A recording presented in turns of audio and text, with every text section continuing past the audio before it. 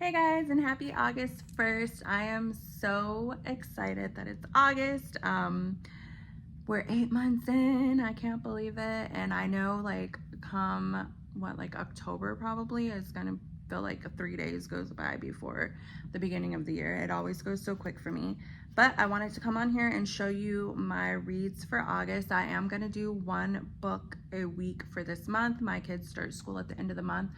And the first week is usually pretty much them doing stuff on their own. They don't need me too much, so I will have that time to go ahead and make sure that I'm reading that last week and squeezing in as many books as I can.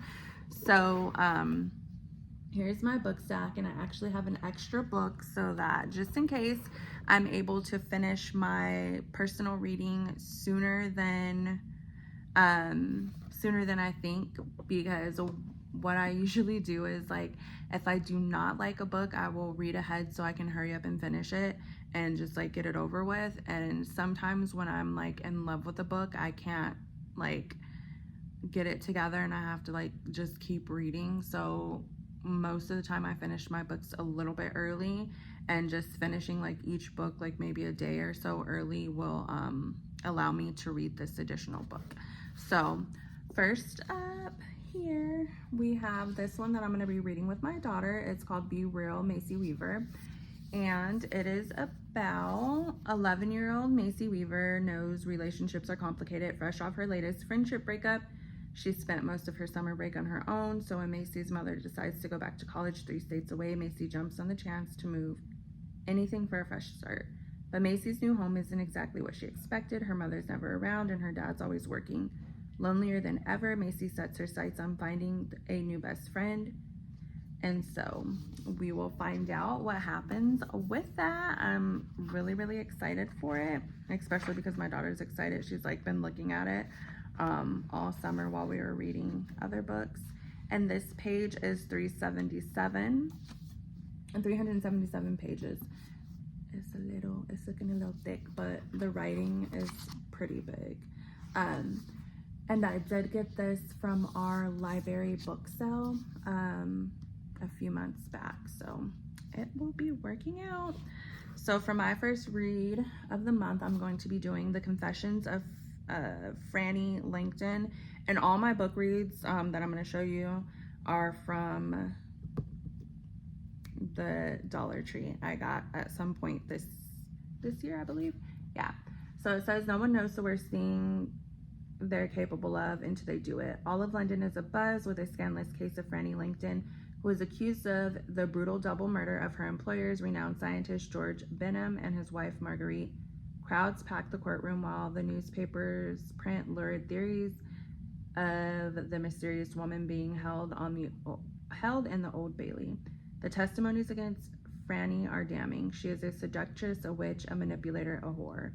And so we'll find out what she really is when we read it. This one is 371 pages, and I'm kind of excited. So these books are mostly fiction that I chose this month. I don't know why. I just did so many fiction, but here we are. And I love-hate fiction. Sometimes they're so good you can't put them down, and then other times you're just what in the world? But I will be doing book reviews on each and every book, as I always do, and we'll see what happens. Next up we have Traumatized, and it says, Traumatized, identify, understand, and cope with PTSD and emotional stress. I'm really, really excited for this one. On the back it says, we hear the terms trauma and PTSD more and more these days, and yet many people still believe trauma results only from experiences that are particularly extreme. But trauma is an emotional response that can stem from a wide variety of upsetting experiences, leaving us feeling anxious, weighed down by negative emotions or memories, or we lack security. And so I love learning about mental health. When I started out many moons ago, I wanted to be a therapist, and then I went to school and I was this ain't for me. So I'm not a therapist, but I still love learning about mental health and having tools and things to help where I can. And this book is 225 pages. And this one here is The Lost Dreamer. And it says, Indira is a dreamer, descended from a long line of seers, able to see beyond reality. She carries the rare gift of dreaming truth. But when beloved King Ans dies, his son and heir has no respect for this time-honored tradition. Newly crowned, Alkin wants an opportunity to bring the dreamers to a permanent end, an opportunity Indira will give him if he discovers the two secrets she is struggling to keep. As violent change shakes Indira's world to its core, she is forced to make an impossible choice: fight for her home or fight to survive. And we will see which one or how she does both. We'll see. And this book is 376 pages. And then last up for sure this month is We'll Do Magic for Small Change. It says, Cinnamon Jones dreams of stepping on stage and acting her heart out like her famous grandparents, Redwood and Wildfire. But she's always been theatrically challenged. That won't necessarily stop her, but her family life is a tangle of mysteries and secrets, and nobody is telling her the whole truth. Before her brother died, he gave Cinnamon the Chronicles of the Great Wanderer, a tale of a Bohemian warrior woman and an alien from another dimension who perform at the 1893 Chicago World's Fair. Theirs is a story of magic and alien science, but the connection to Cinnamon's past is unmistakable. And so, yeah, we'll see what happens with that. And this one is 452 pages. And then last up, if I have the time for the month, I will be reading Ritual. And I've read a book by this author, and Page Turner. I had to like literally tell myself, like, you cannot read. You have to like stop. You have to pace yourself. Like, don't even try it. But this one,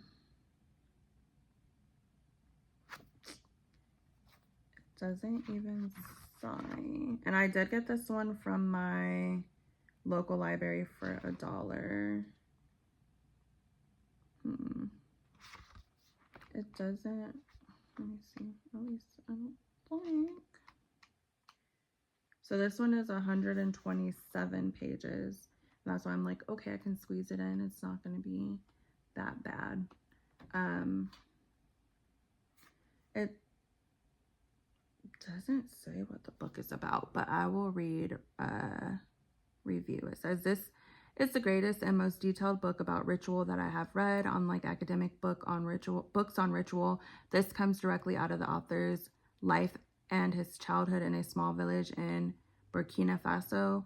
It's clear that his elegant mind and clarity of purpose are the result of a profound civilization that one could say knows ritual as the Europeans know music.